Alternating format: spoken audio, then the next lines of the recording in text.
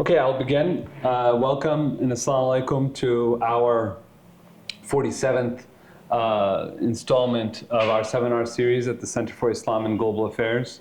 For all those who are joining online and those who are present, just a reminder, the seminar series is an institution here at CIGA. We would like to, we try to profile voices and intellectuals around the world whose work we find to be cutting edge in the field.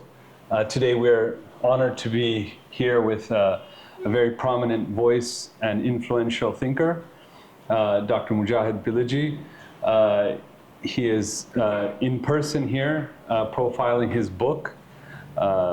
His book is a book on Muslims in America titled Finding Mecca in America.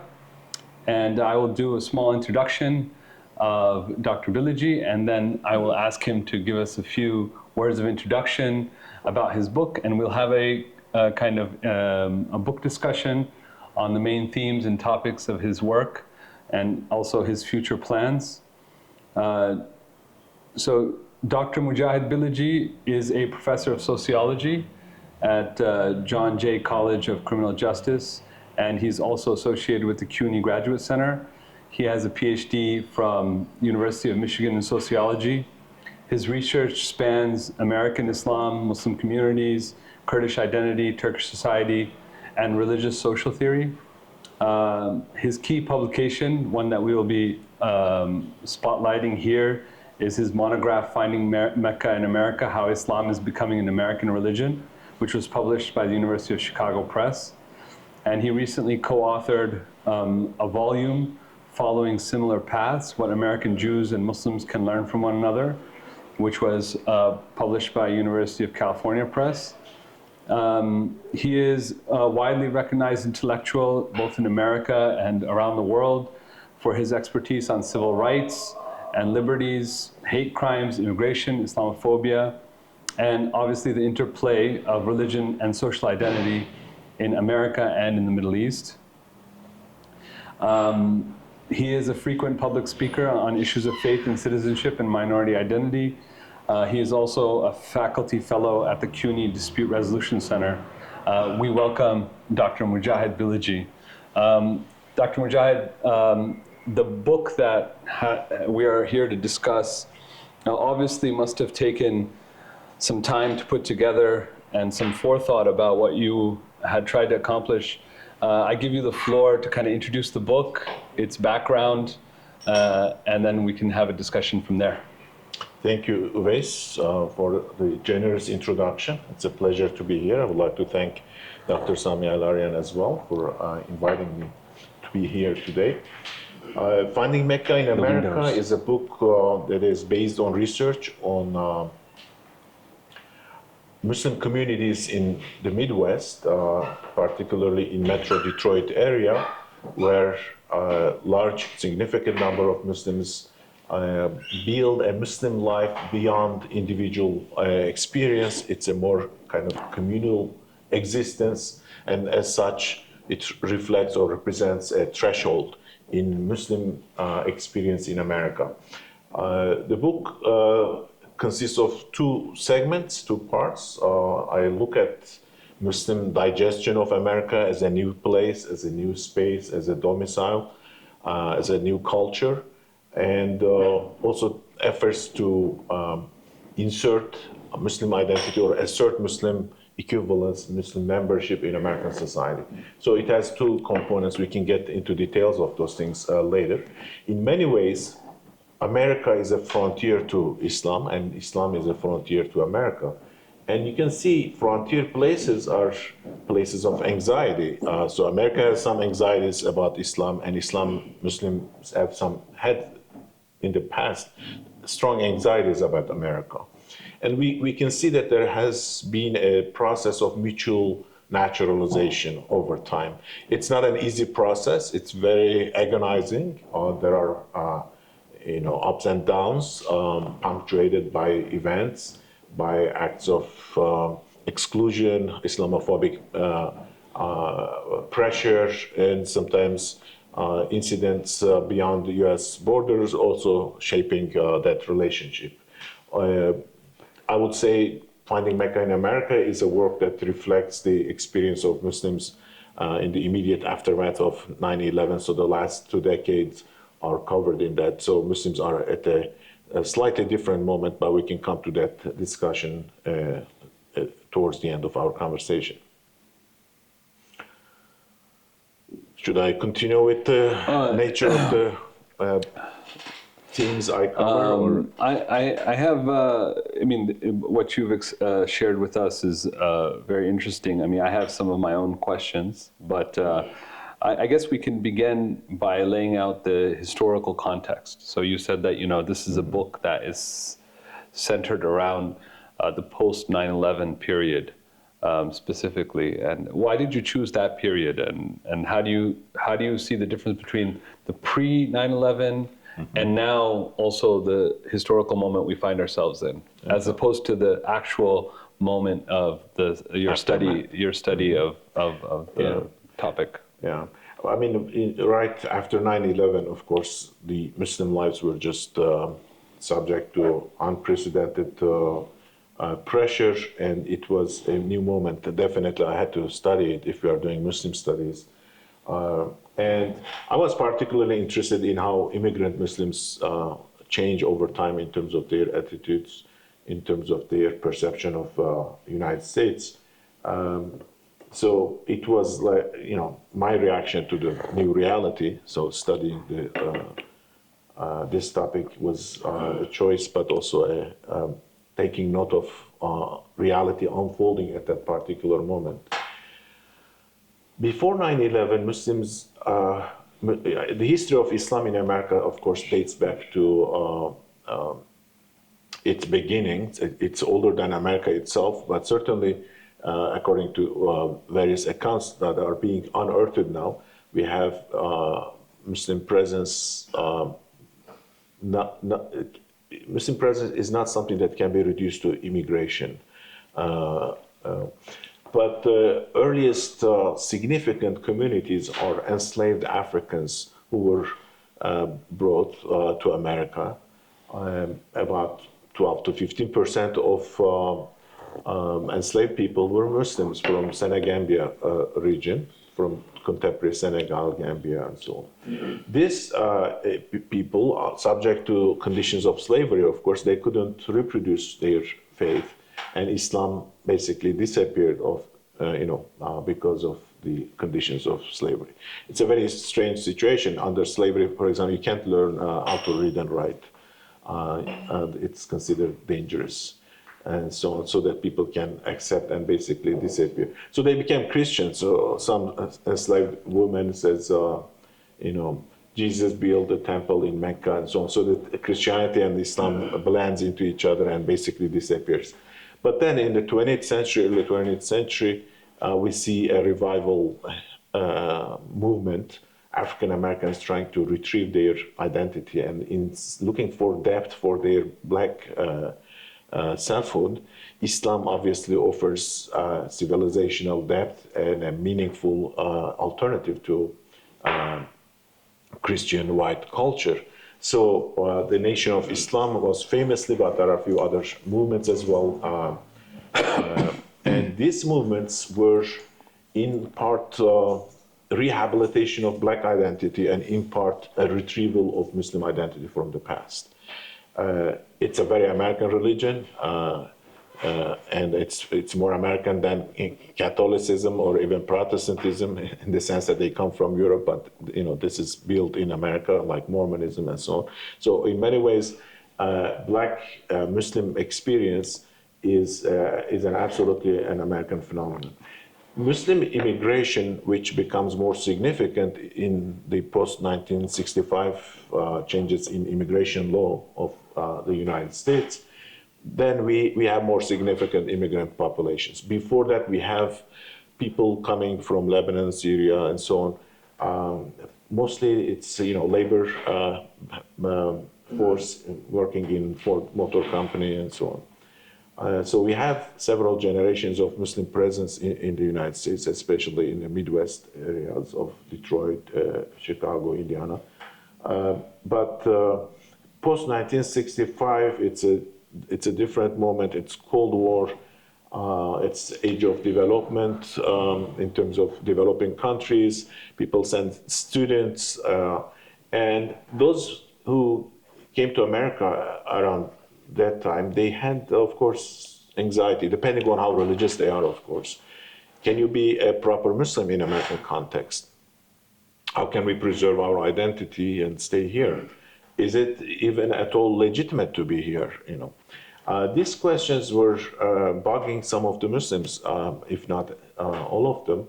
And there were questions of legitimacy of America as a domicile for Muslims. As Muslim communities settled, they started to have families and so on, their perception of America changed. And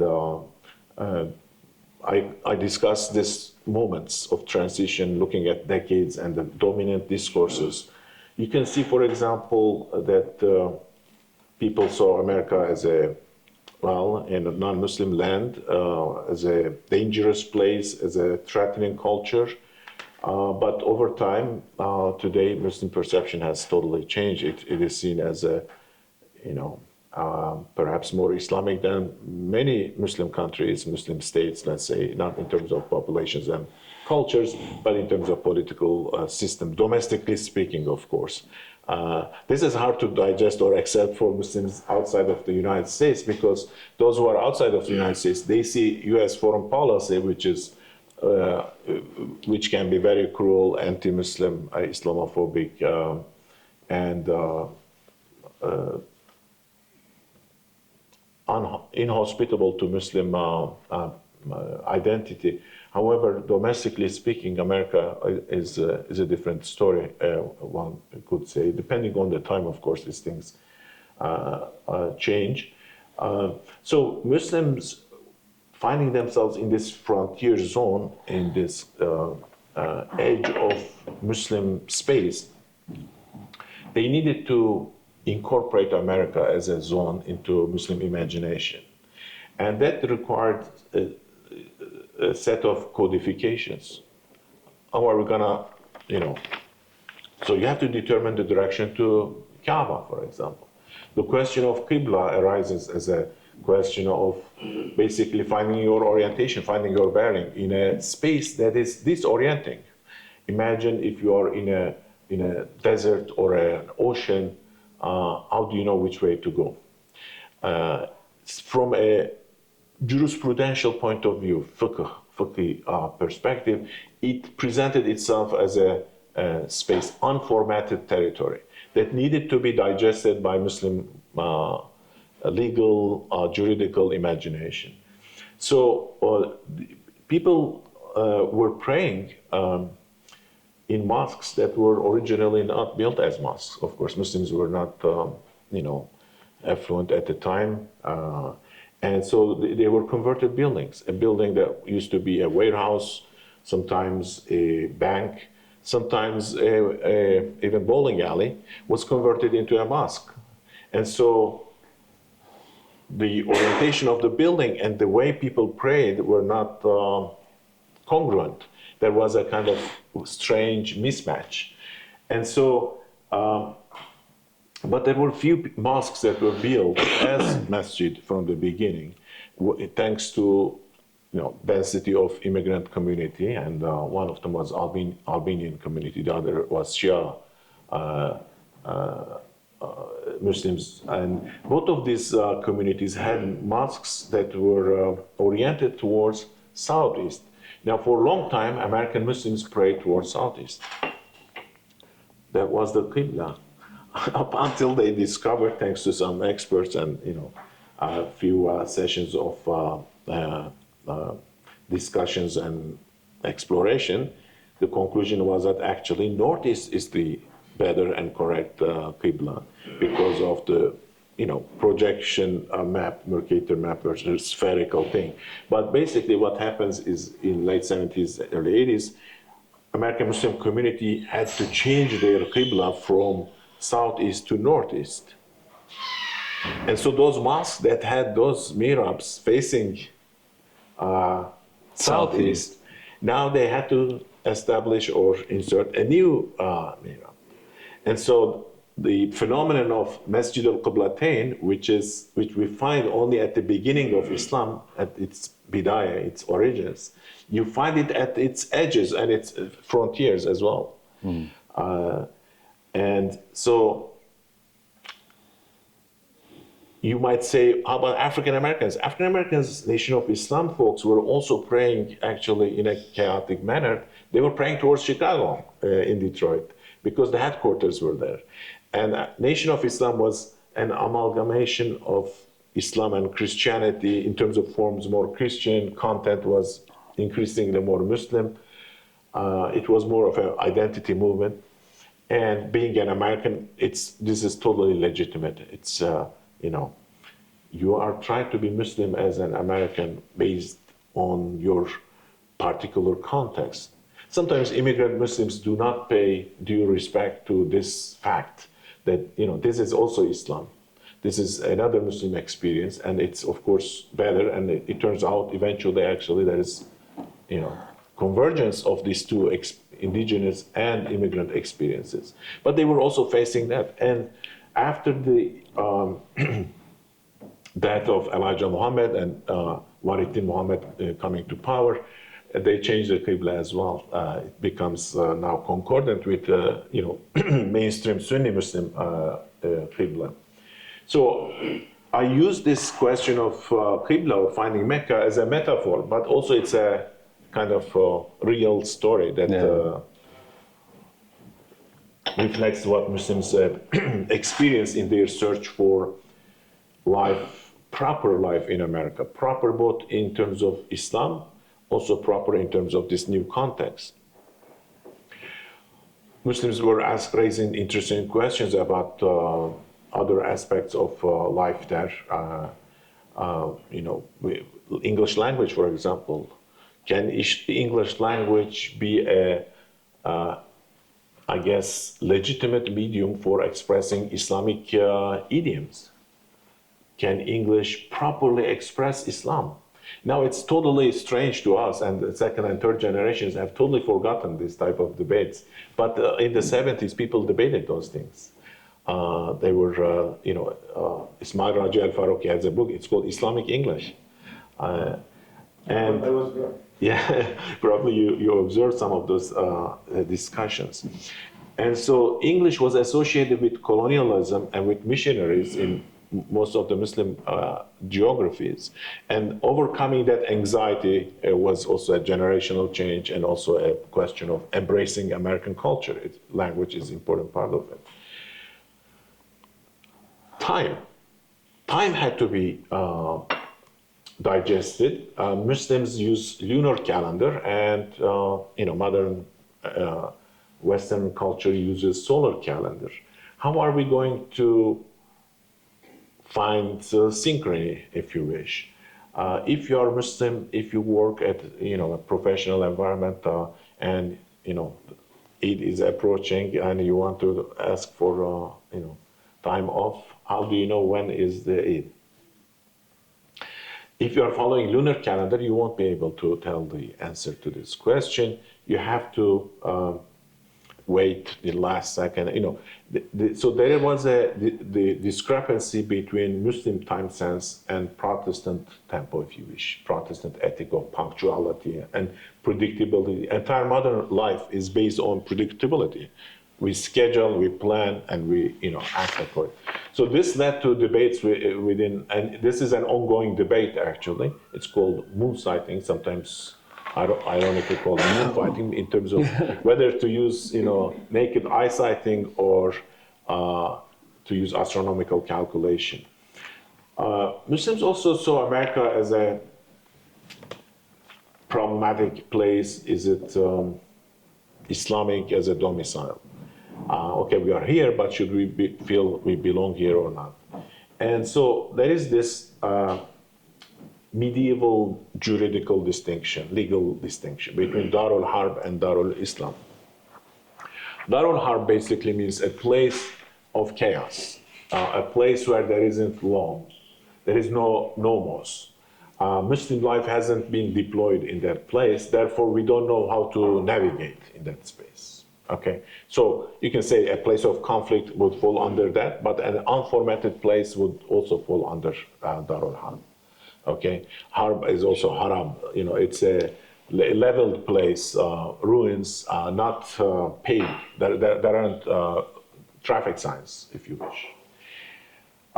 So Muslim immediate reactions, early reactions, of course, you know, I'm not saying all Muslims acted or thought along those lines, but some people really felt like, you know, this is a, you know, kuffar country and we will just do our job and just leave, you know, get our knowledge from universities and then we will go back to our home countries. As they stayed longer, their perception changed because they start to think that, well, we are here because we can do da'wah, we can serve Islam, we can serve goodness.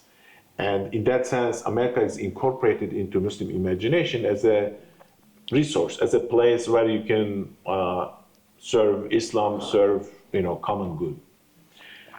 This notion would gradually be replaced by another one, which is Darul Aqd, where America is seen as a place where Muslims enjoy relative freedom. You know, we don't harm anyone, they don't harm us. So, you know, even though it's not a Muslim country, we are free to practice Islam here.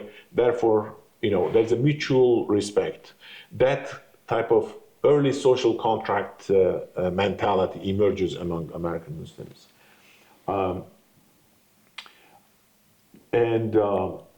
Gradually, even this is not enough. Pressure after 9/11, Muslims being excluded, being pressured, you know, how do you can't just say, okay, you know, they don't harm me. Now you have to claim your existence. You have to say, I'm a citizen, I have the rights, I'm equal to you. And so the citizenship ethics starts to show itself up. And now Muslims start to embrace American values, making them compatible with Islam. They discover that actually American Constitution is compatible with Sharia. It's actually almost an expression of it. So Maqasid al-Sharia and the basics of American law, you know, and you can trace it to thinkers like John Locke and others. So this conceptual work and also necessity gave rise to the idea that America is a Muslim place. Muslims should feel at home here, should claim their citizenship here, and so on. So this juridical distinction that's an archaic and actually quite irrelevant to contemporary life. People like Tariq Ramadan, for example, they argue that, you know, the whole world is Darul Dawah, Darul Islam. You know, it's open, it's an open call. And, you know, the nature of Islam is not about a particular land, it's not about a particular geography. This transformation that American Muslims underwent is a reflection of Muslim ideas becoming more practical through experience. And so today we can talk about American Muslim patriotism. So Muslims have a much more, how to put it, a closer relation, more intimate relationship with American values and American Constitution. This is not just an instrumental thing in terms of protecting Muslims against non-Muslim attacks. You know, people saying you are not American, you are un-American, you are terrorist, and this and that. But also, Muslims are much more culturally literate about American culture and its history and its experience. And so their analysis of their reality, both as Muslims who are facing the need to do ijtihad about their own conditions, and their capacity to read and understand their environment has matured over time. So we are arguably at the moment of American Muslim patriotism, Muslims engaging in what can be called American patriotism, in a way that upholds Islam and legitimizes Muslim existence in America. When 9/11 happened, of course, it was a terrible moment for Muslims. Muslims were persecuted, and the Muslims could no longer stay inactive. So it was a new situation. You had to be proactive. And so among the things Muslims did was civil rights activism. Organizations like Council on American Islamic Relations and many others, new ones emerged. They engaged in bringing Muslim bodies and American rights together. Because a lot of Muslims didn't know how to defend themselves. What do you say if police knocks on your door, for example? You have to know the law to defend yourself. It's not like you have the rights. Rights make sense only if you claim them, if you know how to use them. So you can think of Muslim body, Muslim life as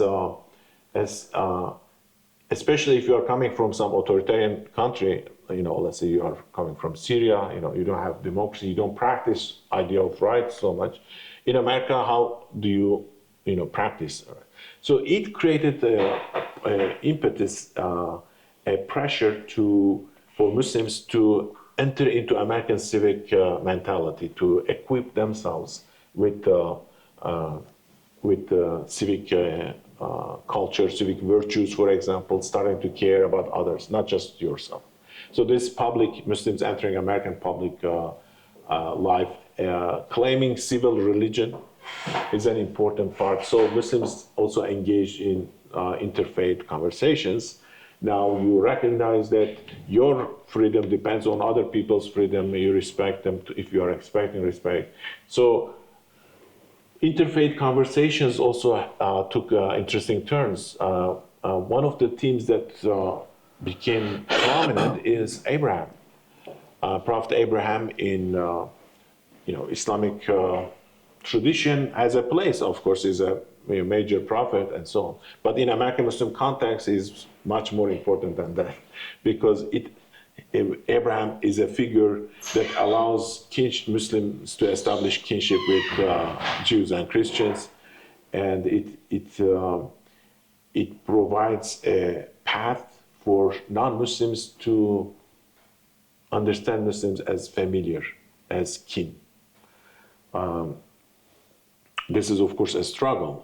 There's a constant effort on the part of some groups to make Muslims look foreign, threatening, unlike Christian, and so on. And this propaganda continues even today, although American people are waking up to the reality that actually Islam has much more commonality with Christianity than other, even Abrahamic traditions.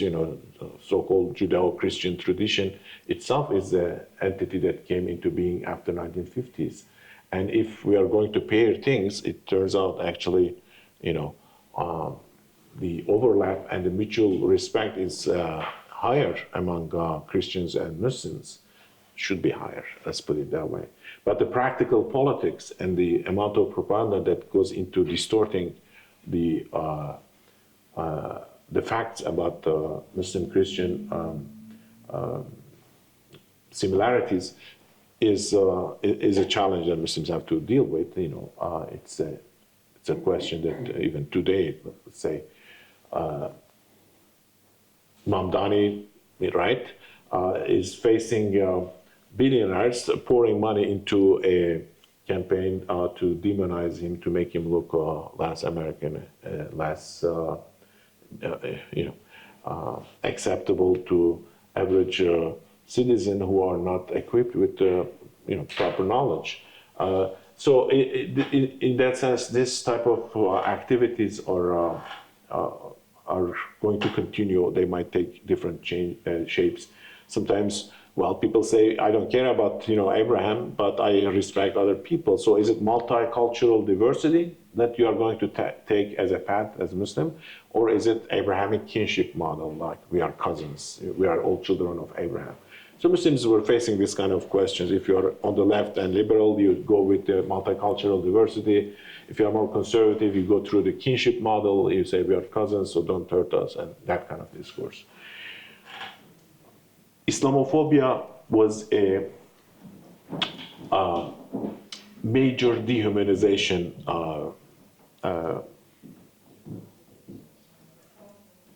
act, Islamophobia that emerged after 9/11. All this, Patriot Act, legal changes that were targeting Muslims, cultural media representations that were demonizing Muslims.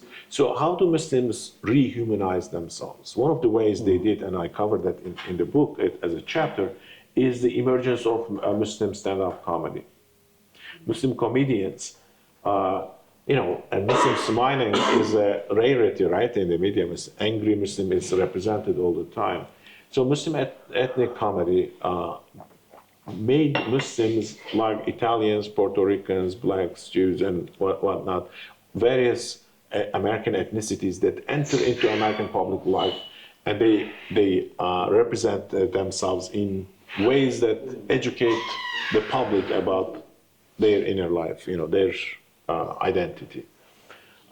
Muslim comedians, they literally used airport as a way of talking about Muslim experience. So the Muslim comedian stage was an airport security area. So because at the airport, Muslim identity is heightened, highlighted, it becomes most visible, it becomes most dangerous. And so Muslim ethnic comedy played the role of showing Muslims as individual, as funny. When you are funny, when you can laugh together, you become human. It has a magic, like eating together, has that magic. Laughing together, sohbah, conversation, humanizes you.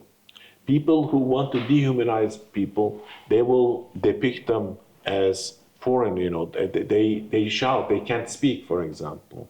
They are angry. It's all forms of alienation, okay? And then, of course, calling them animals, subhuman, this and that, are even more radical forms where you are basically justifying killing them. And so Muslim identity struggled very hard in the last 2 decades to show that Muslims are human beings.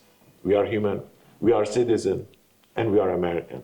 These 3 things, I would say, is well encapsulated in the image of flag hijab. In America, you might have seen that there is a hijab that is a flag. And American Muslim women who were targeted by Islamophobes because of hijab makes their Muslim identity much more visible than Muslim male identity can pass as undetected. But hijab definitely shows you are Muslim. That kind of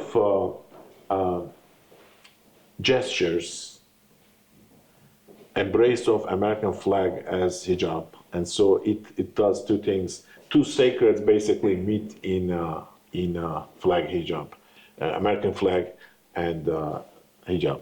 So Muslims became much more sophisticated in terms of countering all those attacks, Islamophobic attacks, and we have to note that many of them were actually orchestrated by Zionists who need to demonize Muslims for their own political purposes in Palestine.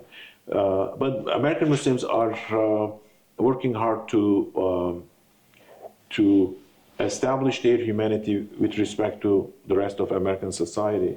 And figures like Mamdani are people who have gone through this arduous process of civic learning.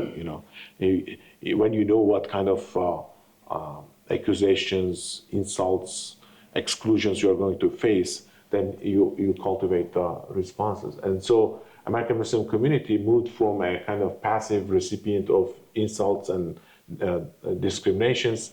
Now they are fighting back to establish themselves. In doing so, they are gradually finding representation in politics. Of course, American politics is mostly colonized by particular interest groups. However, American Muslims are finding, even though small, outlets of representation. So a couple of Muslim politicians, are reflected, they are part of the American Congress, House of Representatives. I mean, you can look at the generations of them, like the first generation of two Muslim politicians were actually African Americans. They were mostly dealing with social issues. New generations are more activist type, Ilhan Omar and Rashida Tlaib and so on. And now with Mamdani, I think we see a new generation of politicians who are much more refined, much more established and grassroots in many ways. So there are a lot of reasons to be very optimistic about the future of Islam in America, because Islam is an American religion, both historically and practically. From democratic point of view, even if you came yesterday, you still have the same rights. You should have the same rights. It's only nativistic, racist policies or attitudes of some people that want to demonize Muslims. But Muslims are not recent, although some immigrants are recent. You know, Muslims overall, we have been part of America, and founding fathers were actually, they were very sympathetic to Islam. They were mostly deist. They were more Muslim than Christian, if you will. You don't have to carry the label, but they were closer intellectually to a Muslim understanding of God. And today we can really observe an emerging new situation, and that is the great awakening of American people. American people are waking up. This is partly because of the genocide in Gaza that forced a lot of Americans to wake up because their humanity couldn't tolerate the inhumanity and the cruelty that has been displayed. And so a lot of people are questioning, and the misrepresentation of Muslims together with the genocide being perpetrated and Muslim dignity being displayed by oppressed Muslims led a lot of Americans to question this new situation. And they start to say, hey, wait a second, you know, maybe the Muslims are not what we are presented, what we are told they are. And this new development is something I think that is going to take shape, and it's going to determine how Muslims will strategize in terms of reaching out to their fellow citizens, other Americans. And I think more and more Christians are becoming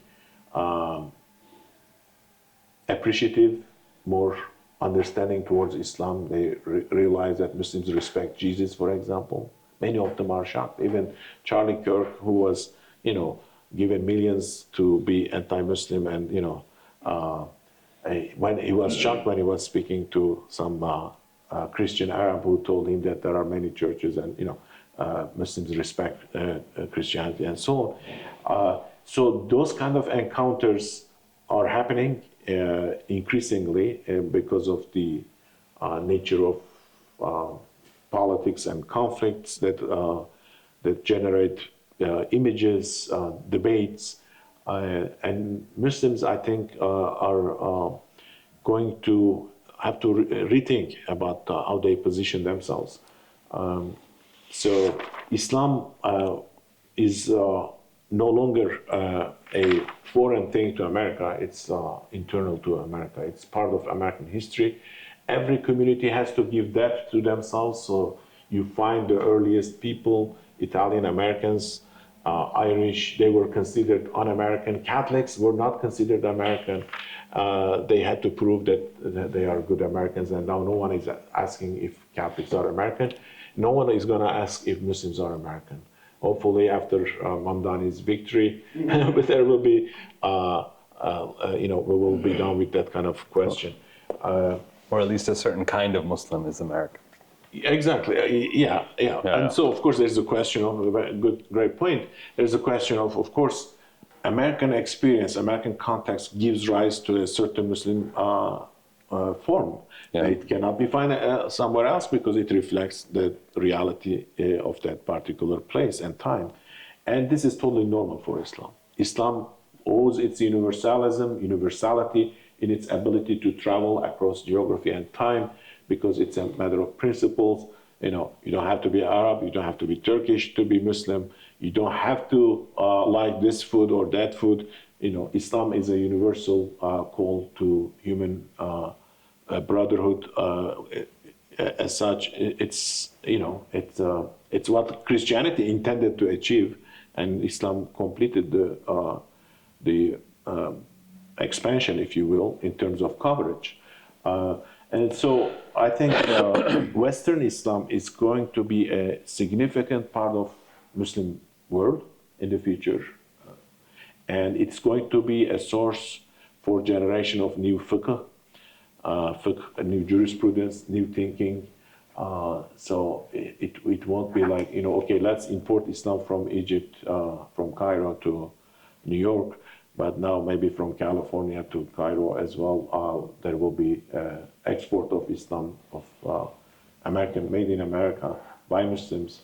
And that's perfectly Islamic. It's totally normal. This, of course, with the caveat that American foreign policy, which has been cruel towards Muslims and other parts of the world, because of people who are steering it towards certain group interests and lobby,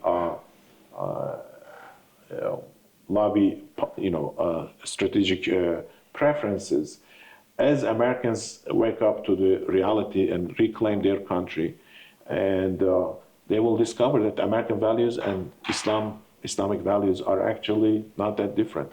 That moment is a possibility, and if Muslims work hard and Americans wake up more, that time might come, quite quickly. Someone like Tucker Carlson moved from a conservative, mouthpiece of some, Fox News or something, over time, thanks to this decentralization of news and so on, with the rise of social media, alternative forms of information, and so on. Now, people like him who were, conservative Christian, they are more open to Islam now, not because some Muslims did some, particular work on them, or, it's not an activity of, missionary work on them, but the truth about Islam is no longer foreign to Americans and the globalization, and the truth itself makes itself felt in the conscience of people who are righteous, who are truthful. So deceit, deception is always temporary. It's not gonna last forever. And that's what should give hope to people like Muslims who believe in truth, who are righteous, and we might be facing injustice, cruelty right now, but as long as we cling to the truth, people of conscience will be on our side. So it's not our side that we should be claiming, it's the side of righteousness. And to that extent, Muslims are also under the test of being good. And so Islam, therefore, American Islam, is a new strand of Islam. It's another pocket, another component, another continent of Islam in the global, universal landscape that we call Muslim experience. And so I observe this kind of stuff. I can talk more about other aspects, but I think I think that you have laid out a very comprehensive picture, right, about the beginnings of American Islam, and then the different, ebbs and flows of this identity construction over such a long period of time. And I think we have such short-term memories as, just our own lack of documentation and also interest, that we forget how deep-rooted the experience of Islam is in America. And I think that your work really highlights these. Some of it is a natural study of how new groups, right, integrate into larger fabrics of cultural appropriation. But if I could maybe ask you about, so we had at CIGA a year or two ago, a professor named Joseph Massad, Yeah. And Joseph Massad's thesis was something interesting. He argued two things. Number one is that Islam is actually not alien to Western identity or liberalism, and that in fact the very construction of liberalism requires Islam as an other, as a site of projection of its own failures. And that this isn't a story about something new being introduced to something old, but rather that Islam and Muslims and the Arab, the Middle Eastern, the Near Eastern, is constitutive of the very fabric of Western American identity. And this isn't something that can be washed away very easily. And only that, genocide or ethnic cleansing of Muslims in the West is also constitutive of American culture. What we see in Gaza today is not something alien to American values, but it is constitutive. And this is an argument that has been forwarded by Joseph Massad and also one of our professors here at Koç University, who just released a long essay. His name is Şentürk, I think. No, not Recep Şentürk. No, it's not Recep. The one at Koç University, his name is Şener. Yeah.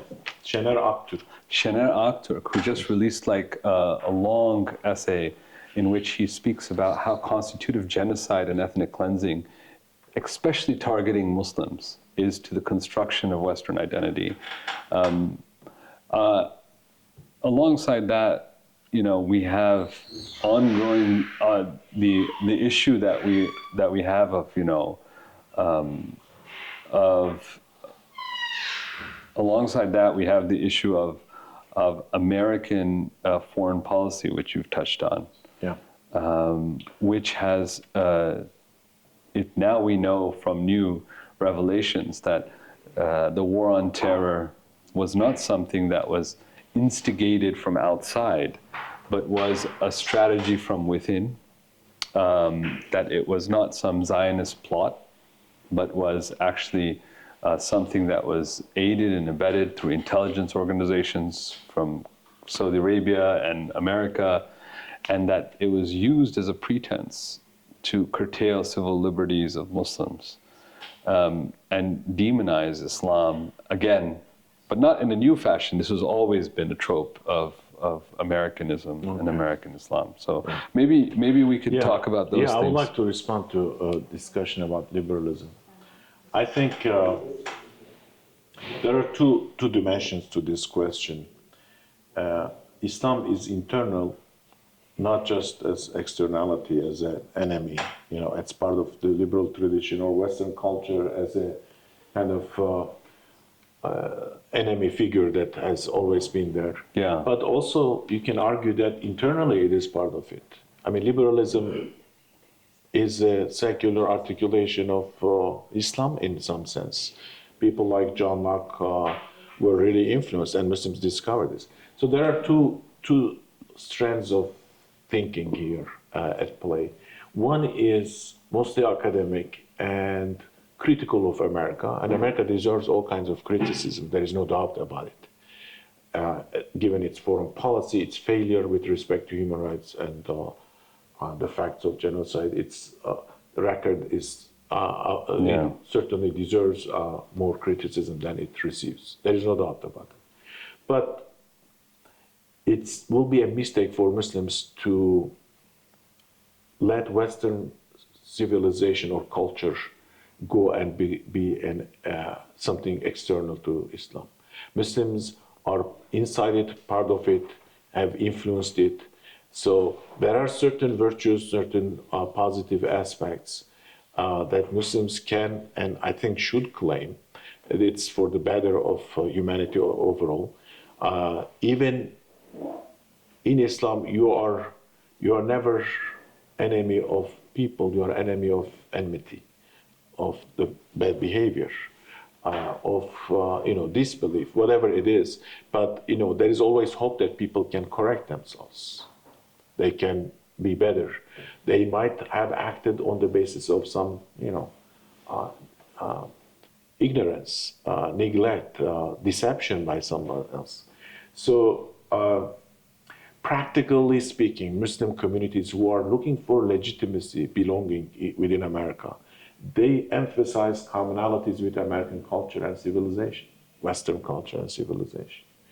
Muslims in the academics, they really care less about how they shape the reality. They're more interested in the sophistication of their argument. And, the spread of post-colonial theory, for example, is just out of proportions today. I think it's not healthy. Muslims should claim not victimhood. We are not victim. Muslims, we are the owners. We are people of dignity. When you embrace victimhood, it corrupts you over time. And Zionism is a perfect example of victimhood turning into cruelty.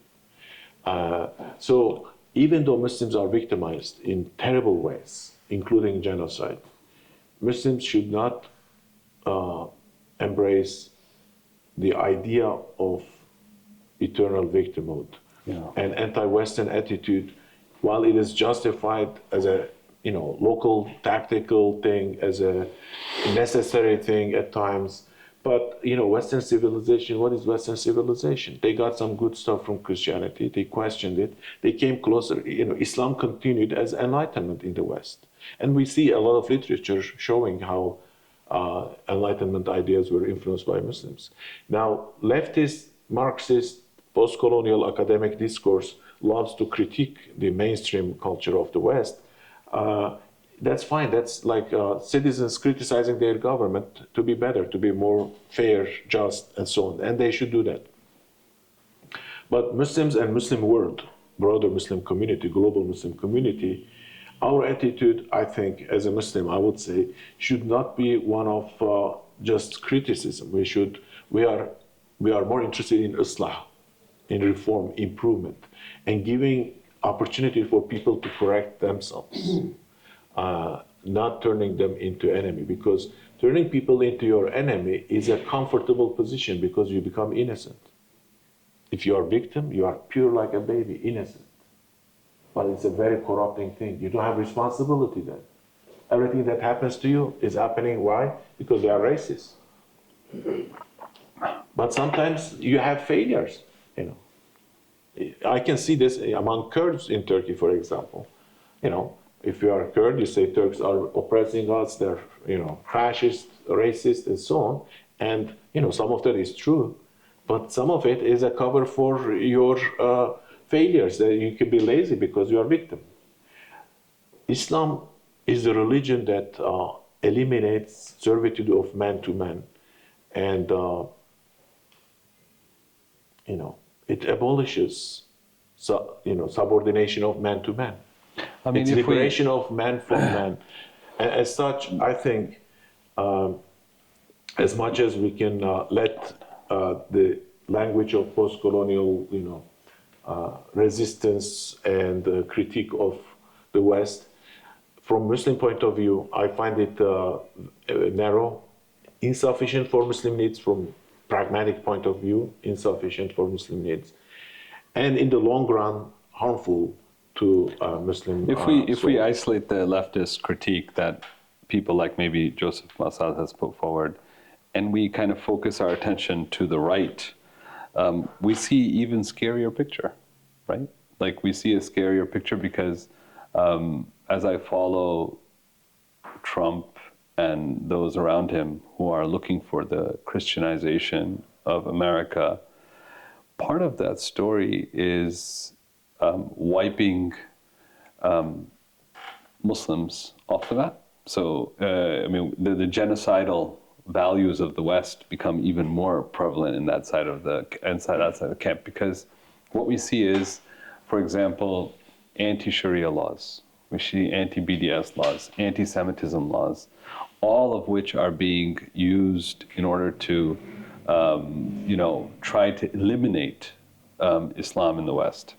and that is for America. For example, the question of, and I was very interested in your depiction of Dar al-Islam, Dar al-Harb, and these different kinds of innovations that Muslims have used to try to find themselves in new contexts.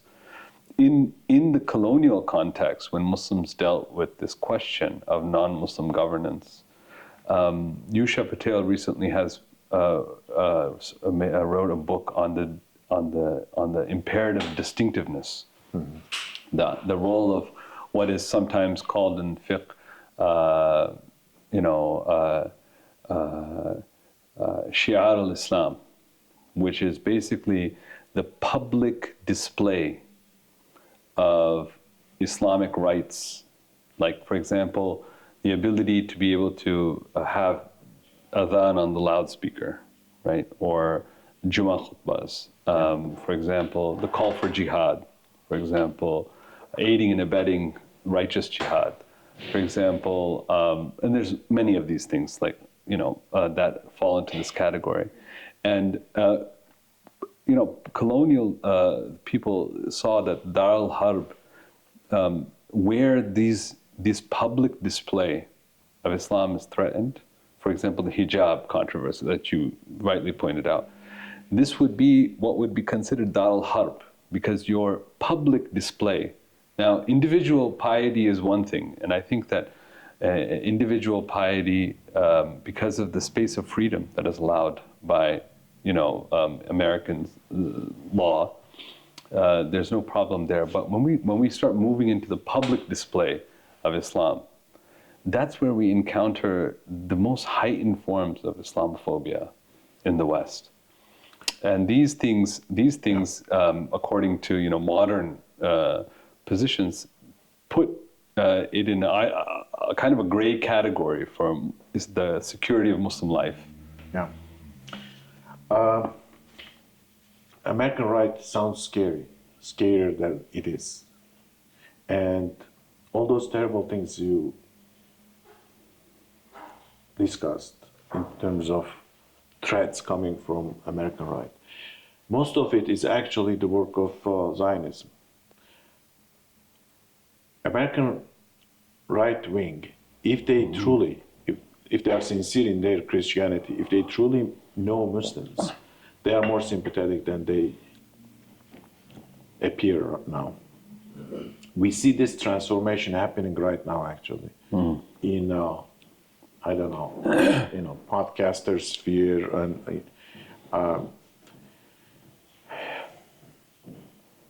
if you are Muslim, you want to live in the West. Of course, if you are a minority, there are limitations. As Muslim, even you have to recognize that fact. Sha'ir would the idea that if you are, let's say, in Dirbo, right, you want to have a loudspeaker. Yeah. If there is enough Muslim density, American law, American culture already opens space for that, and there are a couple of places where Muslims have the call to prayer adhan through loudspeaker. That's perfectly doable. The question is actually whether identity politics is the right way for Muslims that goes through, progressive discourse, language of diversity, and so on, or a more honest engagement with American society, not as mediated by identities, but as human beings. Mm-hmm. With American right, including Donald Trump, who is a horrible person, but is a person nevertheless. And Biden might be a better politician but he's not a person. The personality, the humaneness, even when your enemy is human, there is chance they can understand you.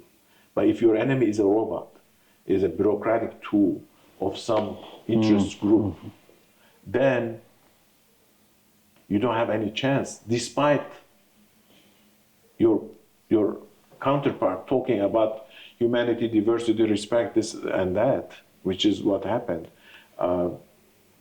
I think Muslims need to give a chance to American conservative culture which needs to be, of course, liberated and from distortion induced on it by other interest groups. I think Americans are gonna be more tolerant to Islam if they are allowed to be Christians, as Christians. What has happened in American politics in recent years is that identity politics was exaggerated to a point where it started to harm everybody, and you know, it doesn't serve Muslims anymore. For a while it did, of course, but now trans rights or LGBT concerns are much more important than genocide for some people. Symbolic stuff, identity stuff, start to move away discourse away from actual real issues. And so there is a revolt against this. Muslims cannot insist on that. Muslims don't have the power to say, oh, okay, let's be diverse and they will just accept divorce. No, Muslims have to face this new reality with honesty, sincerity, truthfulness, and personality. We are Muslim, we are here, we are citizens, we are humans. Let's have a conversation. Yes, we love Jesus too, and we love it really.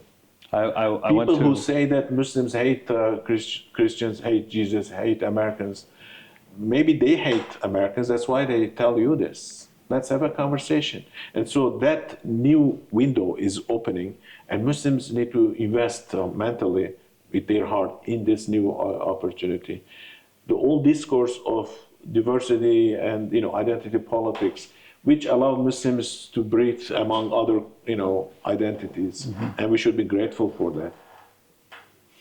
It was taken to the extreme, and when something transcends its right dosage, it turns into poison. Yeah. And so American public is reacting, and Donald Trump is a reflection of this revolt in American public. We have to respect American people's feelings and their sense of their need for respect, their need for recognition, so that we Muslims in America can have the same thing. I want to continue the conversation and open it up to the other participants here. They've came a long way. Some people have come to listen to you. So I want to invite any questions that may be here from a politician, from the people here. Please introduce yourself, state your name and your question, and then I will repeat it for the sake of the live stream. Any questions? Yeah, Dr. Sami, who is our director of the center, the floor is yours. Yeah, well, thank you very much for the presentation. It really revived many memories, because I lived all these debates from the mid-70s. And I remember when the African Americans, this was about when Elijah Muhammad died and his son took over. So I saw all the transformations taking place. Actually, they call it a mosque, but it was actually pews and like church. They used to pray on Sundays rather than Fridays. So they had, and then the conversion started going, and I could see this convergence. And it is an American experience, as you pointed out. And I think it's very important to highlight it within the American context and also within the slavery experience. Because Islam for them was a revolt of how to get out of those chains that they felt under for centuries. So Islam came as a response, but it was not the Islam that people knew in the Islamic world. It was different Islam. And even the terminologies were changing. And then the two things basically came together. And so it's an interesting observation. And I did meet even Elijah Muhammad in person, and I can tell you that he's changed a lot, even after taking over until his death. He became more of what's called mainstream. But also there was an American flavor into this. So that's an important experience to know and to understand. On the issue of the debate that was among the immigrants, you're right about how the Muslim immigrants started coming in the mid-60s, But even by the mid-70s, they were not good. There were enough numbers. And then the issue became more of whether or not people would go back. They finish their education, mostly students. Mm-hmm. And if you were coming from a repressive country, it became very difficult for you to go back. So you find those pioneers who started these kind of debates coming, either Palestinians or refugees, or perhaps Syrians or Iraqis, or even Iranians during the Shah, or even Afghans, because by the end of 1970s, with the invasions in Afghanistan, as well other people who came, this became very important. You know, are you going to stay? And if you stay, what institutions do you build? Mm-hmm. And what is, you know, this whole thing about Dar al-Aql, Dar al-Islam, and Dar al-Kufr really didn't make sense, because if you go back to the original, and then we started getting all these scholars coming in, like al-Qaradawi, and start asking questions about these things. And now we could see that you are more free to practice Islam in America than you have at any other country, actually, when you go back. So these terms really didn't make much sense. So this is a very important, I mean, it deserves actually a whole study. And I can tell you, within even the organized Islamic groups, there were fissures, there were intense debates, and even hard feelings about this, because most of the Islamic movements back in the Islamic world were secret, because they couldn't go public because they would be persecuted. And the people in the West didn't feel that they have to be secret, because you're not being pursued for being Muslim. So what do you do about that? I mean, are you going to come now and wide in the open? And if you come in the open, what happens to those people who were leading these? So this debate was very intense. And I believe it hasn't, that history hasn't been written yet. And I think it needs to be written. On the issue of civil rights, it did not start after 9/11. I can tell you from personal experience. You know, it actually started way before. And the same could be said about Islamophobia. Mm-hmm. I can trace back Islamophobia even to the people who started it and to the documents they produced. Right after, of course, there were many notions. You can read Edward Said and others about this, but that's not an organized movement to target Muslims. Mm. This movement to target Islam and Muslims in the West can be traced back to two events. One, the end of the Cold War, because, and even before that, see, the end of the Cold War, there was a search for a new enemy. But that happens towards 1989, 1991. But before that, 3 years before that, I can tell you that the emergence of Islamophobia came with the Intifada, the Palestinian Intifada. I could see how Israelis who were associated with Mossad and other intelligence and other agencies came to the US to start demonizing Palestinians and Palestinian Intifada. They established institutions, and they start producing books. Target America, target the West, target Canada. Same book, same author. Mm-hmm. He established a task force within Congress, associated themselves with some congressional offices and Congress people. And they started espousing these kind of things. And then you have the transformation of some right-wing Zionist organizations who were mainly focused on terrorism, Arab terrorism, Palestinian terrorism, but very little about Islam. Now, by the emergence of the Second Intifada, Islamic groups became prominent. So now they became, targeting Islam and the ideology. So this is how we can trace back Islamophobia, but also that's when civil rights became an issue. And before 9/11, there was secret evidence used against Muslims, targeting them and all that. So the civil rights, so even CARE and other groups became more prominent and more active after 9/11. These things came way before that. And I can give you even the legislation for the Patriot Act, the first draft, I saw a version of it in 1995. 6 years before it actually passed. Mm-hmm. So they were preparing, because why did that happen? because of the 93 World Trade Center bombing, so they started to want to target Muslims, but it was very difficult to pass at the time. So they passed a little version of it in the 1996 immigration law, which allowed secret evidence, but they couldn't pass the whole thing. On the issue of, maybe that's my final comment, the issue of the question of reform, I believe we have to put it in the proper context, because each one has a different paradigm, and that's where the tension comes. If you live in the West, and you are within a Western paradigm, enjoying certain things which probably they may find, as a Muslim intellectual, you may find even roots, either in Islamic jurisprudence or even Islamic principles, which you don't have to start from scratch or start from, as long as it does not contradict your beliefs.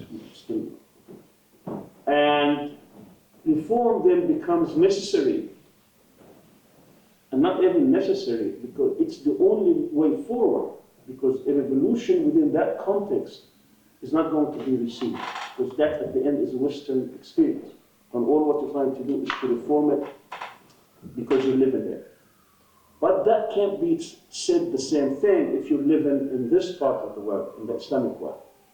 In the Islamic world, which has been under intense secularization by Western thought and Western books, we're talking about military conquest, colonialism, and so on and so forth, it is not a question of reform, because the experience here is different. It really has to be more of not just a critique of Western philosophy. And I'm not talking about Western philosophy in its benign form. I mean, this is what actually gives credence to all the attempts to teach lessons to the Muslims and try to Westernize it. Then it becomes not a question of reform. I think it will be a question of a revolution, meaning that you really have to go to the essence, because whatever Western thought and Western philosophy was developed in the Western context, particularly when it comes to issues of religion and religious influence on society, and we can't start from there. Yeah. So it can't be reformed. So this whole notion about Islamization of knowledge, for example, which is a movement that started in the West. It might work somehow in the West, but within the Islamic context, you can't just bring economics and redefine profit, and redefine user into profit, and redo these cosmetic things. So this is Islamic now, economics, and this is Islamic anthropology, and this is Islamic sociology, and this is Islamic political science. I think that's the wrong way of defining. You really have to go deep into these things, how they develop, and start going to your roots. And not just having some kind of a criticism, but to develop your own model outside these models. Yes, you have to know them, but you can't rely on them. Yeah. So you have two different approaches, and sometimes, because people may have developed them in the West, they think it has value in the East. I think that is a wrong approach. Mm-hmm. I mean, that's my 2 cents here very quickly on some of these things. All right. Thank you for your contributions. We still have a few minutes, so I'd like for you to maybe respond to Dr. Sami, and then also maybe make some closing remarks, and we'll wrap up the session. Yeah. Very briefly, thank you on multiple points. Your elaboration added extra layers to some of the points I raised. On the question of reform, of course, Muslims who are domestic to American environment, their needs and their analysis will be different from Muslims who are outside. And of course, if you are on the receiving end of American foreign policy or Western political military system, Muslim attitude, of course, has to be, again, constructive, not just limited to critique and defensiveness and victimhood discourse. Muslims need to build themselves. And this positive conduct, creative conduct, so that you become a good example for others and strong against your adversaries. And that involves, doing more than cosmetic changes to something that is Western, you paint it to green and it's Islamic. Those kind of things, of course, don't work. Power is a reality, and Muslims need to have it without becoming slaves of power, without subjecting their principles to the logic of power. This is a mistake many others have done in the past, and that led them to oppression of others. That's why I find it important that Muslim societies, those who have space, maneuvering space, to gain their autonomy, act sovereignly, that is to say, build their defense capabilities, invest in knowledge. So that's certainly the path to go for Muslims. And to do that, of course, you have to analyze what you have. Some Muslims have resources. Somebody has oil, another has population, another has military capability. This need to be strategically unified, and leadership is a part of this picture. So yes, when it comes to war and politics, you will engage in diplomacy and resistance and war in the name of justice, in the name of self-defense. Muslims need to be strong. We are not really talking about Muslims, appeasing to America or, accepting some soft versions that work within Western system, because most of the time, frequently, people make the mistake of comparing a country like Turkey, for example, to Switzerland or to Belgium, and that's a grave mistake. Belgium, it doesn't need much defense. It's part of a larger whole. It's up until recently was protected by United States. All this whole military monstrous scale military capability was protected. Of course, you can be a democracy and enjoy your life, but the moment that's lifted, suddenly you see Europeans. They are now, they change their attitude. So Muslims are not going to be blind to the realities of secular phenomena such as power, military strength, population, and so on. I personally believe that Muslims have enough raw material resources in terms of cultivating a dignified existence politically, strategically in the world. And Turkey is going to play a significant role in this. I think this is a responsibility for people of Turkey, Turks and Kurds. They need to unite and act together and with Arabs. And so this is a common good for humanity if Muslims stand up for their rights, for their dignity. Western civilization is blind to questions of justice when it comes to other people. They will talk about, of course, human rights, this and that, but when it comes to politics, it's self-interest, it's domination, genocide. Being spectator of genocide, watching it, is as bad as perpetrating it. So there is no way anything I say is justifying Western powers. But it means that Muslims have to work hard, but also we have a share in Western civilization. We'll claim our share there too. That's important because there are Muslim societies, Bosnians, Albanians, Euro-Muslims, American Muslims, Canadian Muslims. That too is not just a strategic existence, presence of Muslim population, but also it's part of the larger picture of a Muslim contribution to global peace. And I will conclude with that. Thank you for. Thank you so much. I want to extend my warm and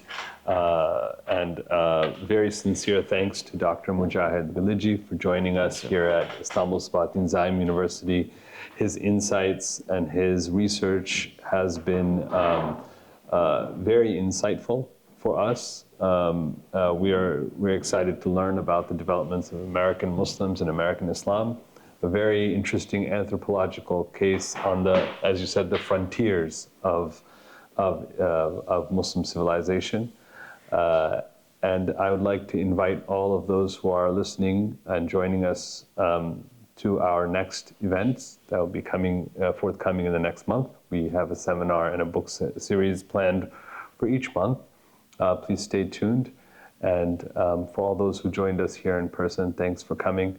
And I will look forward to seeing you next time. Thank you. Thank you.